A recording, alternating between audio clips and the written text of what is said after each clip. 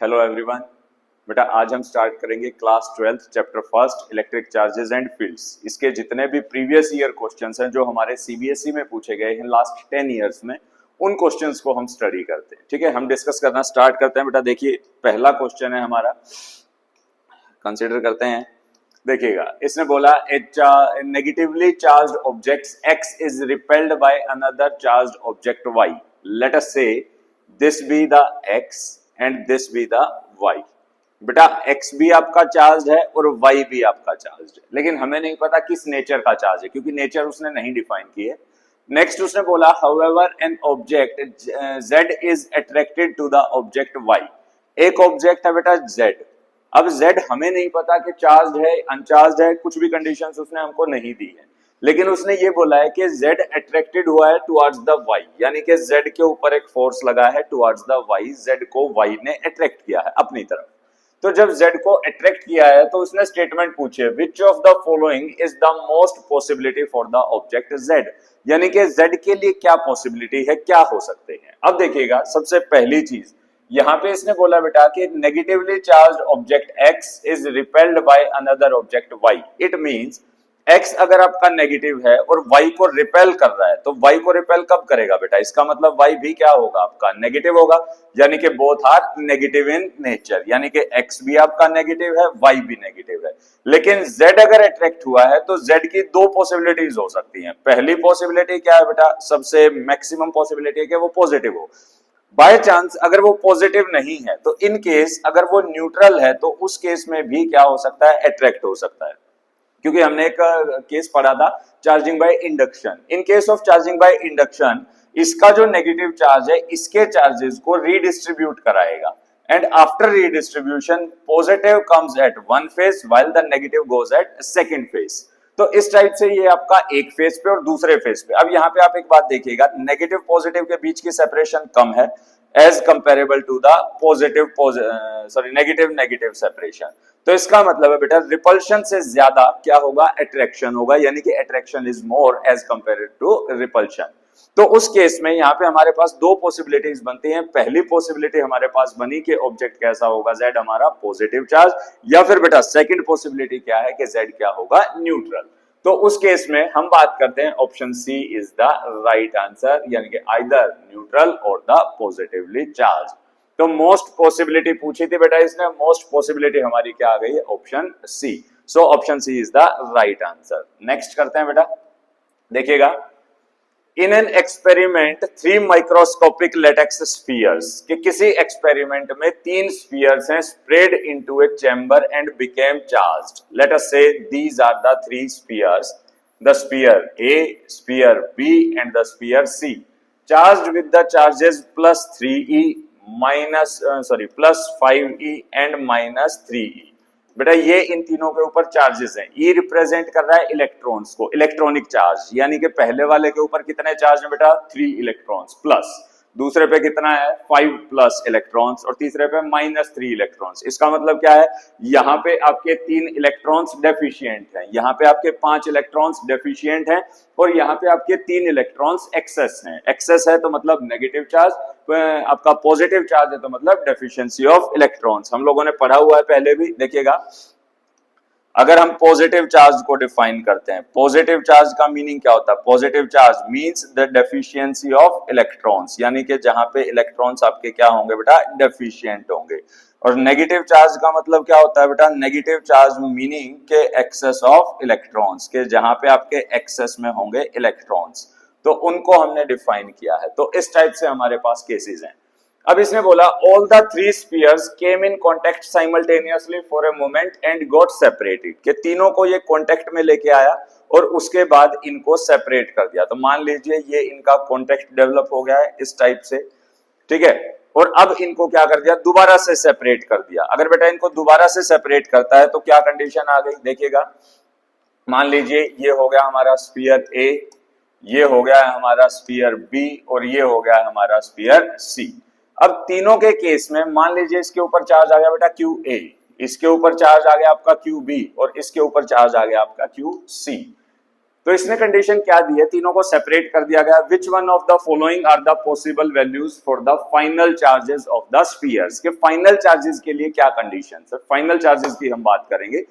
अब हमने एक कंडीशन पढ़ी है बेटा, चार्जिंग बाय, जो भी हमारे चार्जिंग के मेथड्स हैं कि charge is A conserved quantity. Charge के लिए अगर हम उसकी प्रॉपर्टीज की बात करते हैं तो प्रॉपर्टीज में हमने पढ़ा था charge is A conserved quantity, it means charge always remains same, यानी कि इनिशियल चार्जेस जितने हैं उतने ही आपके क्या होंगे बेटा, फाइनल चार्जेस होंगे। तो इनिशियल की वैल्यू काउंट करते हैं।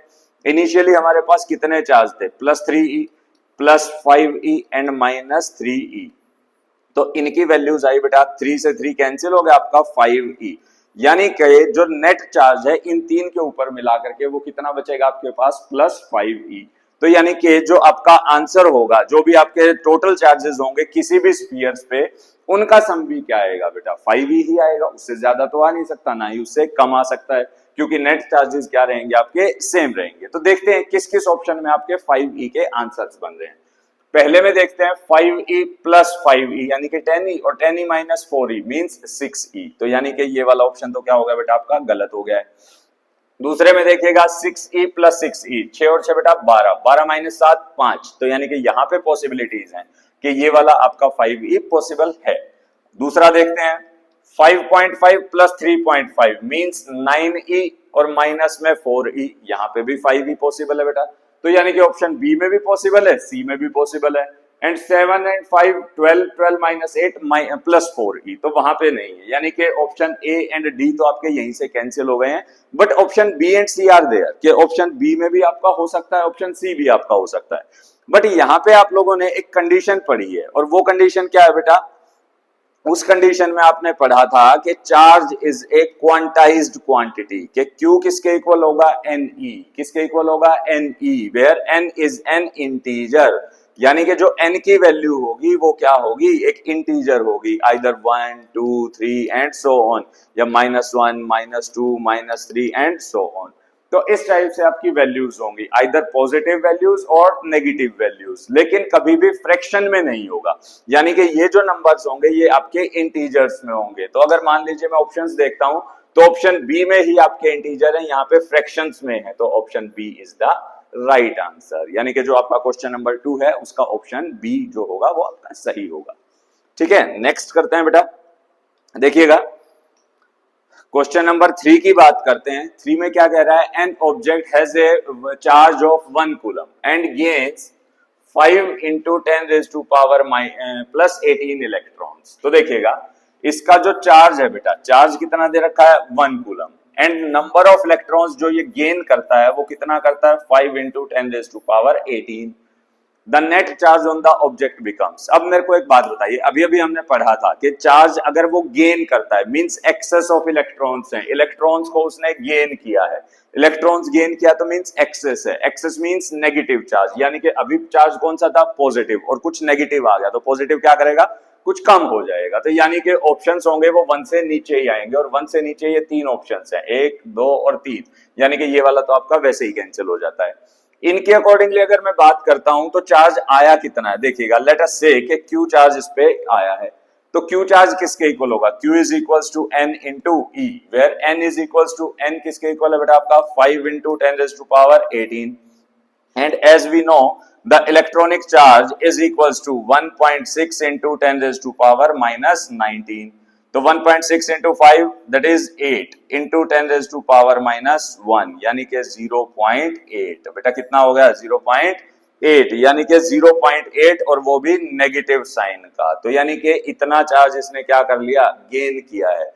तो नेट चार्ज जो बचेगा बेटा वो कितना बचेगा, net charge is equals to किसके इक्वल हो गया, 1 + Q, और Q की वैल्यू क्या है बेटा यहाँ पे -0.8, तो means 0.2 coulomb with positive sign. So option D is the correct answer, यानी कि यहाँ पे जो ऑप्शन डी होगा वो आपका क्या होगा बेटा, सही होगा। तो यानी कि थर्ड क्वेश्चन ये था, इस टाइप से था, क्वांटाइजेशन ऑफ चार्ज पे भी डिपेंड करता था, साथ ही साथ आपका चार्जिंग की प्रॉपर्टीज पे भी डिपेंड करता था। नेक्स्ट क्वेश्चन की हम लोग बात कर रहे हैं। नेक्स्ट क्वेश्चन देखिए बेटा, 2021-22 में आया हुआ है। 3 charges Q -Q and Q0, 3 charges हैं बेटा, एक Q है, एक -Q है, एक Q0 है, are placed as shown in the figure. Figure के अंदर प्लेस कर रखे हैं। क्यू नॉट आपका ओरिजिन पे है, प्लस क्यू आपका एक्स एक्सिस के अलोंग है और माइनस क्यू आपका वाई एक्सिस के अलोंग है। तो इस तरीके से इनको प्लेस किया गया है। क्यू नॉट ओरिजिन पे है, क्यू आपका एक्स एक्सिस पे है, माइनस क्यू आपका वाई एक्सिस पे है। The magnitude of net force on the charge Q not, यानी कि ओरिजिन वाला जो चार्ज है उसके ऊपर नेट फोर्स बताना है। At the point O is given by, तो पॉइंट O पे आपको नेट फोर्स बताना है बेटा। नेट फोर्स के लिए देखिएगा, सबसे पहली कंडीशन हम लोगों ने कूलम्ब्स लॉ पढ़ा है, and according to the Coulomb's law the net force is equals to K Q1 Q2 by R square. ठीक है, ये हमारी कंडीशन है, बट ये सिर्फ मैग्नीट्यूड बताएगा। और अगर हम इसकी डायरेक्शंस की भी बात करेंगे तो यहाँ पे एक वेक्टर क्वांटिटी होगी, साथ में इसका एक यूनिट वेक्टर होगा, लेकिन यहाँ पे यूनिट वेक्टर्स में कोई भी आंसर नहीं है। इसका मतलब है इसने फाइनल आंसर आपका मैग्नीट्यूड की टर्म्स में ही निकाला है, डायरेक्शंस नहीं बताई है। तो देखिएगा, हम लोग बात करते हैं कि जैसे इस क्वेश्चन के अंदर हम डिफाइन करते हैं कि मान लीजिए, मैं इसका दोबारा से एक बार डायग्राम बना लेता हूं। ये इस टाइप से हो गया बेटा, ये हो गया, यहां पे हो गया हमारा चार्ज पॉजिटिव Q, यहां पे हो गया हमारा चार्ज Q नॉट, और यहां पे हो गया हमारा चार्ज नेगेटिव Q। अब देखिएगा, जो ये सेपरेशंस हैं इन दोनों चार्जेस के बीच में, वो क्या है बेटा, सेम है। यानी कि यहां भी ये A सेपरेशन पे है और यहां पे भी ये A सेपरेशन पे है, इस टाइप से होगा। अब इसके ऊपर नेट फोर्स बताना है कि इसके ऊपर नेट फोर्स लगेगा कितना। सबसे पहली चीज तो आप ये देखिएगा, इसके ऊपर नेट फोर्स है कितने, दो फोर्सेस लगेंगे। अगर मैं दो फोर्सेस को डिफाइन करूंगा कि कैसे लगेंगे, देखिएगा, ये नेगेटिव चार्ज है, ये पॉजिटिव है, तो ये नेगेटिव वाला पॉजिटिव को अपनी तरफ अट्रैक्ट करेगा, तो ये फोर्स हो गया बेटा F1। सिमिलरली जो पॉजिटिव वाला है, यानी कि ये पॉजिटिव है, ये भी पॉजिटिव, ये इसको रिपेल करेगा, रिपेल करेगा तो इधर, तो नेट फोर्स आ गया आपका F2। इनके दोनों के मैग्नीट्यूड्स की बात करते हैं कि कितना कितना इनका मैग्नीट्यूड होगा। लेट अस से F1 की अगर मैं बात करता हूं तो F1 किसके इक्वल होगा, K Q not divided by A square. Similarly F2 किसके इक्वल होगा बेटा, K Q not divided by A square. यानी कि दोनों का मैग्नीट्यूड क्या है, सेम है। सेम है, डायरेक्शंस डिफरेंट हैं। नेगेटिव पॉजिटिव साइन हमने इसलिए नहीं लिए क्योंकि वो क्या रिप्रेजेंट करते हैं, डायरेक्शंस को। तो हमने सिर्फ मैग्नीट्यूड की टर्म्स फाइंड की हैं। अब मैं देखता हूं, देखिएगा, दोनों के अंदर अगर मैं दोनों फोर्सेस के बीच में एंगल फाइंड करूंगा तो angle is equals to 90 degree. और हमने बेटा एक वेक्टर की कंडीशंस पढ़ी है कि अकॉर्डिंग टू द वेक्टर्स, के वेक्टर्स के अकॉर्डिंगली अगर मैं बात करता हूं कि दोनों का जो रिजल्टेंट होगा, यानी कि F जो नेट होगा, दैट इज इक्वल्स टू, यानी कि वेक्टर्स के अकॉर्डिंग रिजल्टेंट किसके इक्वल होगा, A square plus B square plus 2AB cos theta under the root. अगर मैं थीटा को यहाँ पे 90 पुट करता हूं for 90 degree, cos 90 is equals to 0, तो 0 इंटू समथिंग बेटा 0, यानी कि ये वाली पूरी टर्म हो गई आपकी 0, यानी कि R is equals to under the root A square plus B square. तो ये एक इक्वेशन बनेगी। उस इक्वेशन के अकॉर्डिंगली यहाँ पे क्या बनेगा, यानी कि F1 square plus F2 square under the root that is equals to net force.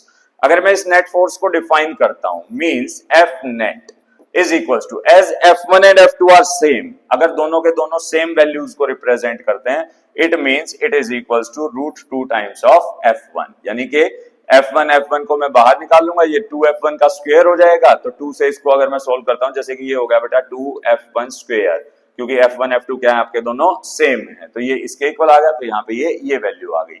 F1 की वैल्यू को मैं पुट कर देता हूं बेटा, F1 की वैल्यू किसके इक्वल है, root 2 times of K Q naught by A square, यानी कि ये आपका फाइनल आंसर आ जाएगा।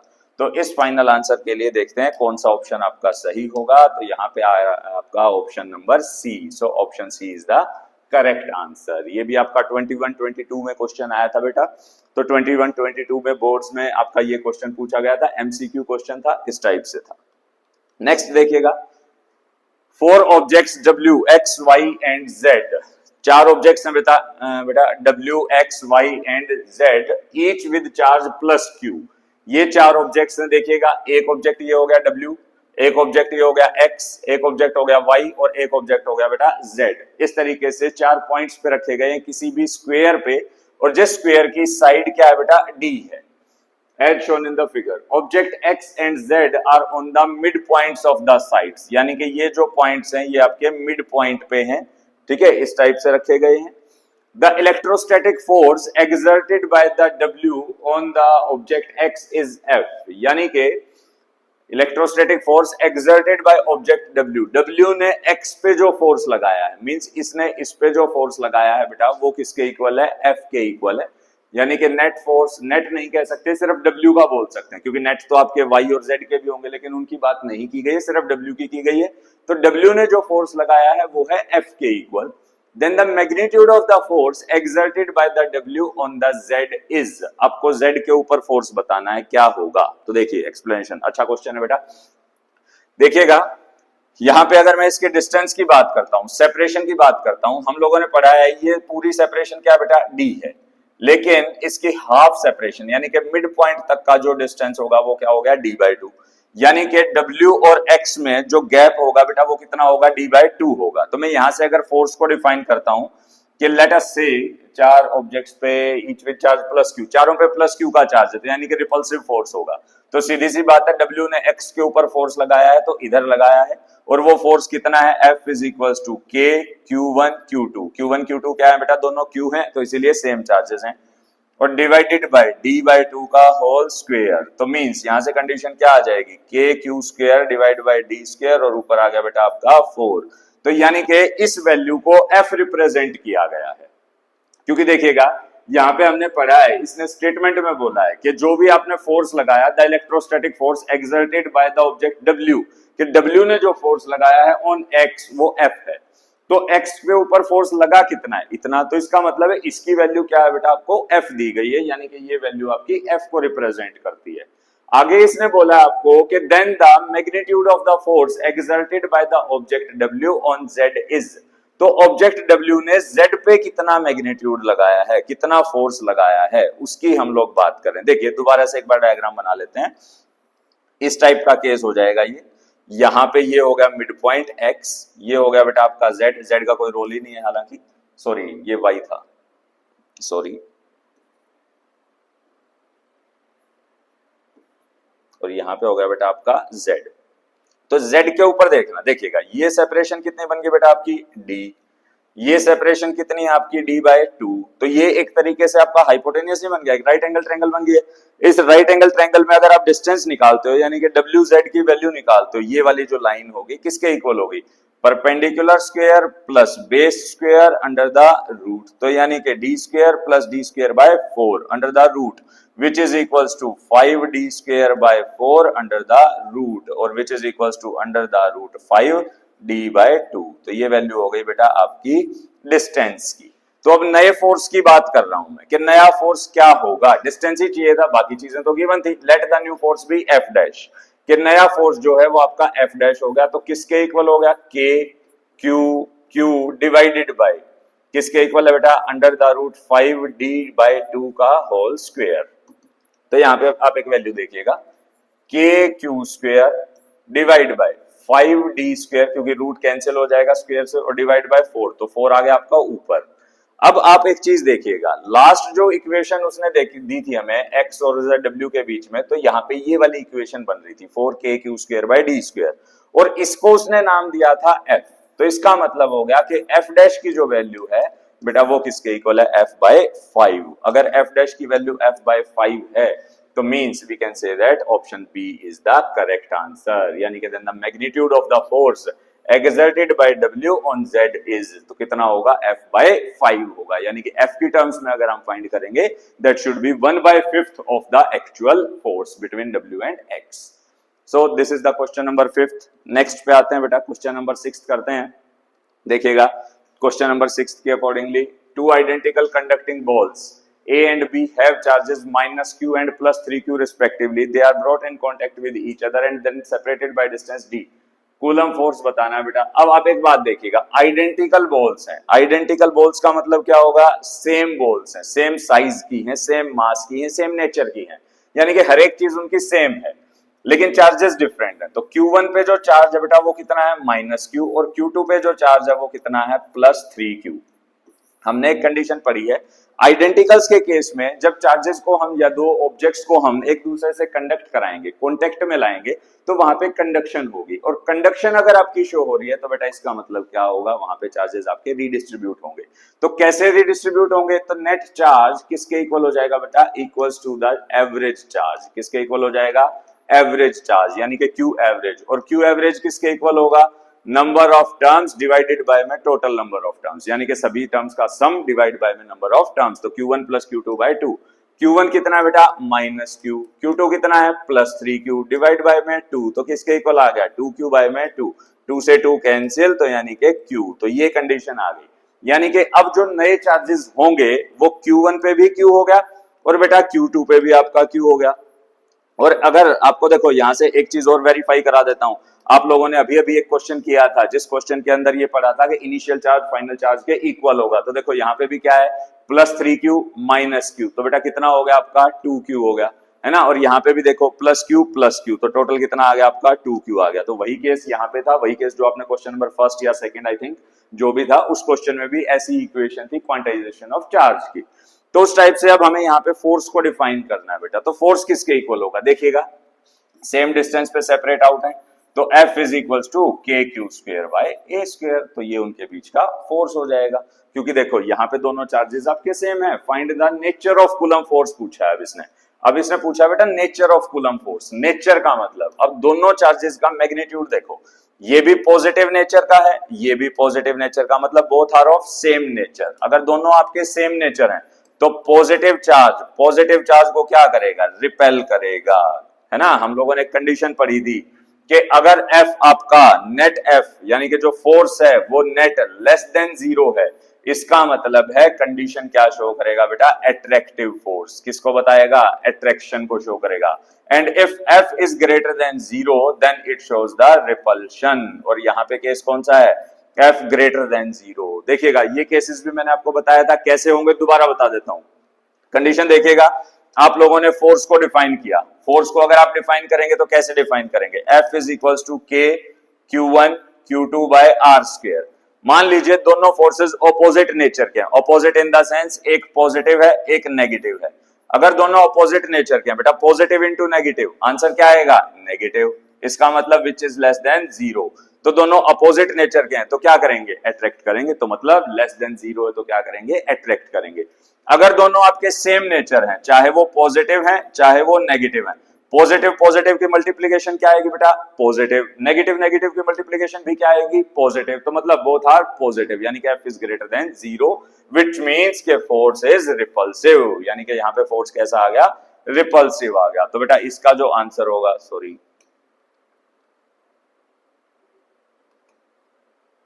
यहाँ पे जो आंसर आएगा बेटा वो कैसा आ गया, रिपल्शन, यानी कि इसका जो आंसर आएगा तो force, nature of the force की कैसी होगी बेटा, रिपल्शन, रिपल्सिव फोर्स होगा यहाँ पे, ये केस था। ठीक है, this is the question number 6। Next पे आते हैं बेटा, क्वेश्चन नंबर 7 पे चलते हैं।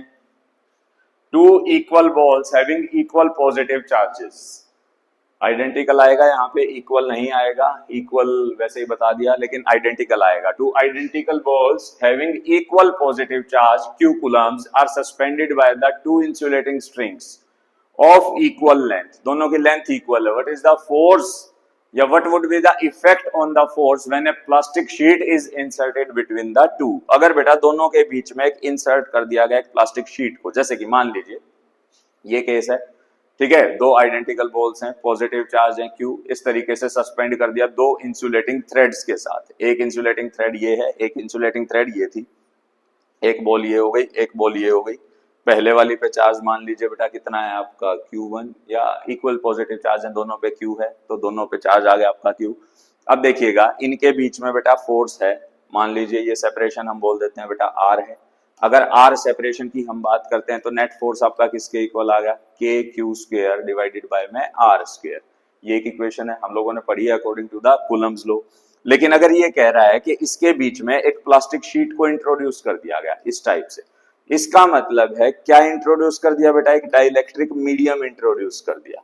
इट मीन्स, और when we can put a medium in between the charges, तो हमने एक केस पढ़ा है F in medium is equals to force in air divided by some dielectric constant of that medium, और उस मीडियम का dielectric constant air से क्या होगा बेटा, हमेशा ज्यादा होगा, ग्रेटर देन 1।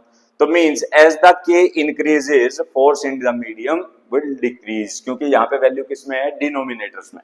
अगर वैल्यू आपकी डिनोमिनेटर्स में आ रही है तो डिनोमिनेटर्स के अकॉर्डिंगली टोटल वैल्यू क्या करेगी, इंक्रीज करे, सॉरी डिनोमिनेटर अगर बड़ा है तो टोटल वैल्यू क्या करेगी, डिक्रीज, और डिनोमिनेटर छोटा है तो वैल्यू क्या करेगी, इंक्रीज। तो यहाँ पे वैल्यू क्या कर रही है, डिनोमिनेटर में बढ़ रही है, तो यानी कि फोर्स इन मीडियम क्या करेगा बेटा, डिक्रीज करेगा। तो यहाँ पे ये जो केस है इसने पूछा है कि क्या इफेक्ट होगा, इफेक्ट ऑन द फोर्स, तो we can say it will decrease. ये क्या करेगा बेटा, डिक्रीज करेगा, इट विल डिक्रीज, ये कंडीशन आ जाएगी। ठीक है, देखिएगा नेक्स्ट क्वेश्चन है question number 8। Two identical points, charges Q each, are kept 2 meter apart, and third charge, capital Q, unknown magnitude, unknown sign, is placed in the line joining such that the system is in equilibrium. Find the position and nature of the charge. देखिएगा ये ऐसे हो गया बेटा, एक charge ये रखा गया, एक चार्ज ये रखा गया और एक चार्ज रखा गया इनके बीच में। इसकी सेपरेशन है टोटल 2 मीटर अपार्ट, यानी कि ये जो डिस्टेंस है बेटा ये कितना है आपका, 2 मीटर। अब हमने मान लिया कि ये वाला जो डिस्टेंस हो गया, ये वाला डिस्टेंस हो गया बेटा आपका x, तो ये कितना हो गया आपका 2 माइनस x, ऐसा ही केस बनेगा। ठीक है, तो position and nature of the small charge such that the system remains in equilibrium. अगर बेटा आपका सिस्टम इक्विलिब्रियम है, मतलब तीनों के ऊपर नेट फोर्स आप किसी पे भी देखोगे क्या आएगा, जीरो आएगा। तो पहला केस मान लीजिए हम इसी के ऊपर बोल देते हैं कि इसके ऊपर नेट फोर्स क्या है बेटा, जीरो। नेट फोर्स लग कितने रहे हैं, 2। ये वाला इसको क्या करेगा, या तो रिपेल करेगा या अट्रैक्ट करेगा। तो जो ये इफेक्ट डालेगा भाई ये डालेगा, क्योंकि दोनों की नेचर सेम है। अगर ये रिपेल कर रहा है ये भी रिपेल करेगा, ये अट्रैक्ट कर रहा है तो ये भी अट्रैक्ट करेगा। तो both the forces are equal and opposite, equal नहीं बोल सकते, ऑपोजिट बोल सकते हैं। तो देखिएगा यहाँ पे हम पहले F1 की बात करेंगे। इक्वल क्यों नहीं बोल सकते, क्योंकि डिस्टेंसेज अभी इक्वल नहीं आए हैं, आएंगे तो इक्वल बोल सकते हैं। तो देखिएगा F1 की बात करते हैं। F1 is equal to K Q Q divide by में X square. Similarly F2 is equal to K Q Q divide by में 2 माइनस एक्स का होल स्क्वायर। इस टाइप से इक्वेशन आ गई बेटा हमारे पास, और दोनों का सम क्या आएगा, जीरो आएगा। हम लोगों ने पढ़ा है कंडीशन किसकी है बेटा, system remains in equilibrium. Equilibrium का मतलब क्या होगा, net force is equal to zero, which means K Q Q by में X square is equals to K Q Q by में 2 माइनस एक्स का होल स्क्वायर। दोनों का मैग्नीट्यूड ले लिया, मैग्नीट्यूड हमारे क्या हो गए, इक्वल। मैग्नीट्यूड अगर इक्वल है तो बेटा सोल्व कर लेते हैं। तो 2 माइनस एक्स का square is equal to X का whole square by cross multiplying, taking square root on both sides. दोनों तरफ रूट ले लेते हैं बेटा, रूट लेंगे तो ये पावर्स आपकी कैंसिल हो जाएंगी। तो 2 minus X is equal to X, यानी कि 2 इज इक्वल टू 2x, और which implies x equal to 1 metre. यानी कि जो ये पार्टिकल आ गया ये कहां पे आ गया बेटा, आपका मिड पॉइंट पे आ गया। कहां पे आ गया, मिड पॉइंट पे। अब इसने बोला है कि ये तो चलो इक्विलिब्रियम हो गया, अब मान लेते हैं इनमें से दूसरा कोई भी, वो भी तो इक्विलिब्रियम में ही होगा, ताकि उसकी नेचर निकल आए। तो नेचर कैसे निकलेगी, देखिएगा। अब इसके ऊपर नेट फोर्स देख लेते हैं। तो नेट फोर्स कितने लगेंगे बेटा, 2। एक ये लगाएगा, एक ये लगाएगा, और दोनों का सम क्या आ जाएगा, 0। तो मान लीजिए मैं पहले इसके लिए बात करता हूं। देखिएगा F इज इक्वल्स टू, दोबारा से एक बार डायग्राम बना देता हूं। यहाँ पे ये Q था, ये आपका Q था, दोनों के बीच में सेपरेशन आपकी 2 मीटर थी।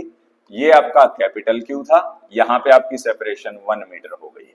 ठीक है, हम फोर्स देख रहे हैं बेटा इसके ऊपर फोर्सेस लग रहे हैं 2, और 2 फोर्सेस कैसे कैसे होंगे। F1 हो गया K Q इंटू में Q, यानी कि इस Q की वजह से डिस्टेंस कितना था 2, तो 2 का स्क्वायर हो गया बेटा 4, ये हो गया F1। फिर देख रहे हैं F2, तो K Q इंटू में Q और डिवाइड बाय में सेपरेशन क्या हो गई 1। अब हमारे पास कंडीशन है F1 plus F2 is equals to 0। पिछले केस में हम डायरेक्शंस नहीं ले सकते थे, इसलिए हमने दोनों के मैग्नीट्यूड को इक्वल लिया था विदाउट नेगेटिव पॉजिटिव। हमने वहां पे नेगेटिव पॉजिटिव नहीं लिया था, लेकिन यहाँ पे हम लेंगे। तो देखिएगा कैसे करते हैं। तो यहाँ पे क्या कंडीशन आ गई, K Q square by 4 plus K Q Q by में 1 इज इक्वल्स टू 0, यानी कि K Q square by 4 is equals to minus of K Q Q by 1। Q से Q कैंसिल, K से K कैंसिल, तो Q किसके equal आ गया बेटा, minus of 4 times of capital Q, यानी कि जो Q की वैल्यू आई है वो किसके इक्वल आ गई है, 4 टाइम्स ऑफ कैपिटल Q। तो ये पूछा था इसने, find the position and nature of charge small q, तो Q is equals to minus of 4Q, और इसकी पोजीशन क्या है बेटा, एक तो हो गई मान लो R is equals to 0 metre पे, और दूसरे वाले की हो गई r is equal to 2 metre पे, यानी कि एक तो ओरिजिन पे हो गया, एक आपका उससे 2 मीटर दूर हो गया है किसी भी डायरेक्शन में, ये हमने मान लिया है। ठीक है, अगर वो कैपिटल क्यू पे पूछता तो कहां बोल देते हैं हम इसके मिड पॉइंट पे, यानी कि वो इनके मिड पॉइंट पे होता। तो ये था हमारा क्वेश्चन नंबर 8। नेक्स्ट करते हैं बेटा क्वेश्चन नंबर 9। क्वेश्चन नंबर 9 देखिएगा, a negative charge in an electric field moves along the direction of electric field. Assertion reason question है और असर्शन की स्टेटमेंट है कि एक नेगेटिव चार्ज जो है वो इलेक्ट्रिक फील्ड में along the direction of field है, जो कि गलत है, क्योंकि along the direction of field कौन सा चार्ज जाएगा, positive charge. Negative always travels in opposite direction to the applied field.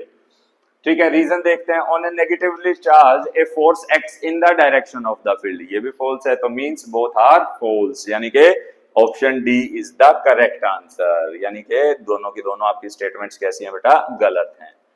Last question करते हैं बेटा आज का, a particle of charge 2 microcoulomb and mass 1.6 gram is moving with a velocity of 4 metre पर second, I cap. I cap का मतलब क्या है, एक्स एक्सिस में ट्रेवल कर रही है। At t equals to 0, particle enters in a region having the electric field E is equals to this. Velocity बतानी है बेटा इस पे। अब आप एक बात बताओ, देखो सीधी सीधी सी सिचुएशन है, अगर देखा जाए तो फील्ड में अगर पार्टिकल आया है तो एक्सेलरेट करेगा, और एक्सेलरेट कर रहा है तो मतलब उसके ऊपर फोर्स लगेगा, तो फोर्स लगेगा तो कितना लगेगा, कंडीशन देखते हैं। According to the Coulomb's law F is equals to Q into E, F किसके इक्वल हो जाएगा, Q इंटू E के इक्वल हो जाएगा। And according to the Newton's second law F is equals to M into A, यानी कि ये हमारी इक्वेशन 1, ये हमारी equation 2, and in both the equations if left hand sides are same then right hand sides are also same, तो यानी कि हम यहां से कह सकते हैं कि MA is equals to Q into E, के जो MA होगा वो Q इंटू E के इक्वल हो जाएगा। तो बेटा यहां से A की वैल्यू निकाल देते हैं, किसके इक्वल आ गया, QE बाय में M।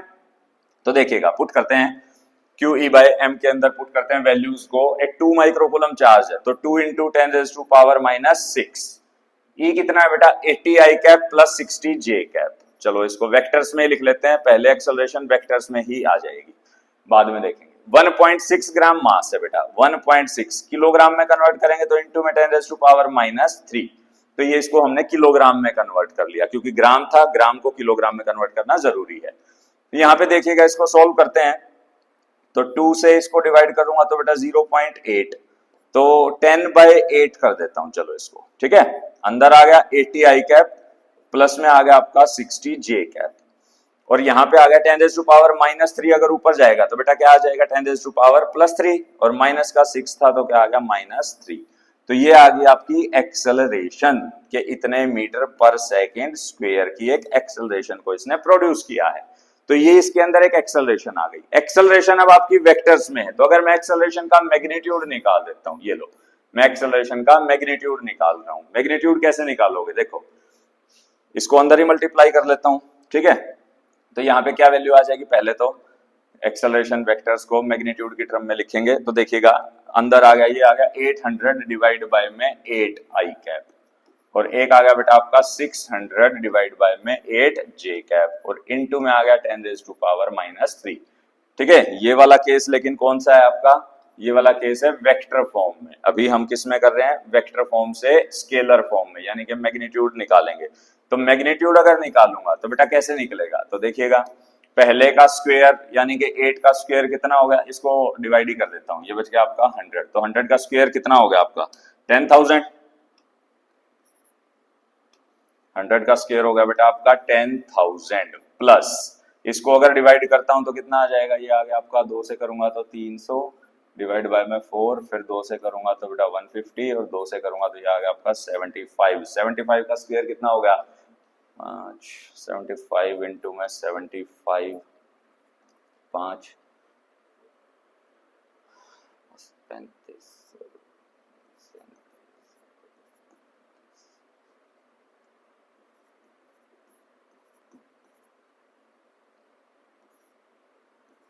ये आ गया बेटा 5625, इस टाइप से आ गया, ठीक है।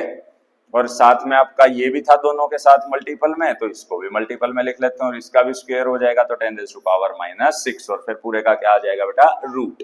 तो ये वाली हमारे पास एक वैल्यू आ गई है, तो ये वैल्यू हमारे पास हमने इस तरीके से देखी एक्सेलरेशन की।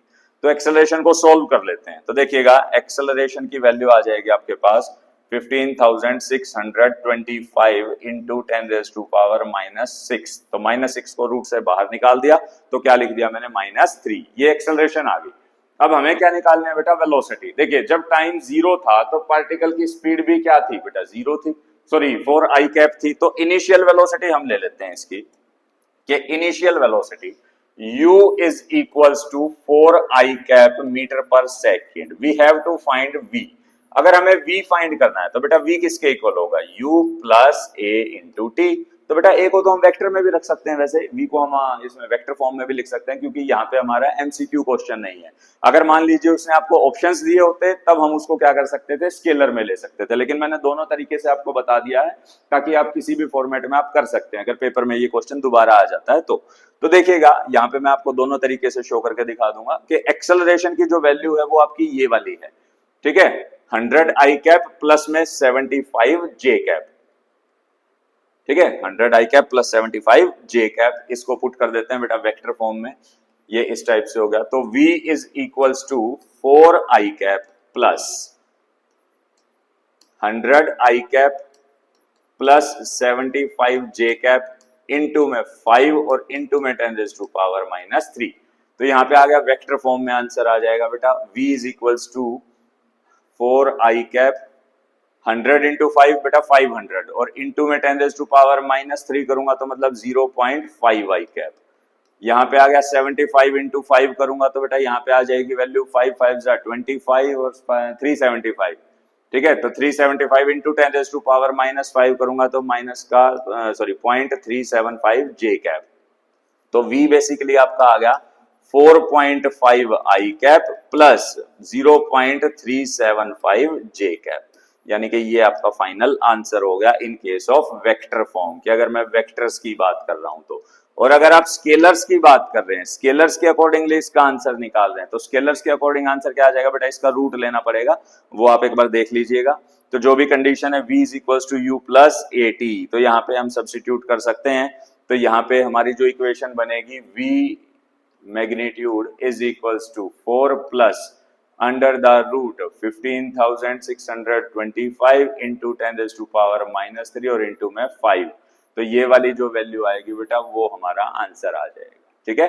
तो यानी कि ये हमारी मीटर पर सेकंड में इधर भी आ सकती है, इधर भी आ सकती है, बोथ आर इन मीटर पर second, but this is in the vector form, this is in the scalar form. तो जिस भी फॉर्मेट में आपको फाइंड करनी है, यहाँ पे तो हमें किसी भी फॉर्मेट में फाइंड नहीं करनी थी, मतलब आप किसी में भी कर सकते हैं, आप स्केलर्स में भी कर सकते हैं, वेक्टर्स में भी कर सकते हैं, क्योंकि ऑप्शंस गिवन नहीं है। अगर आपको ऑप्शंस गिवन है या उसने पर्टिकुलर आपको बोला है कि विद डायरेक्शंस आपको बताना है, तब आपको इनमें से किसी एक को चूज करना होगा। डायरेक्शंस के साथ बोला है तो इसको, सिर्फ मैग्नीट्यूड पूछा है तो इसको, ठीक है। थैंक यू बेटा, आज इतना ही करते हैं, बाकी नेक्स्ट वीडियो में करेंगे। Thank you.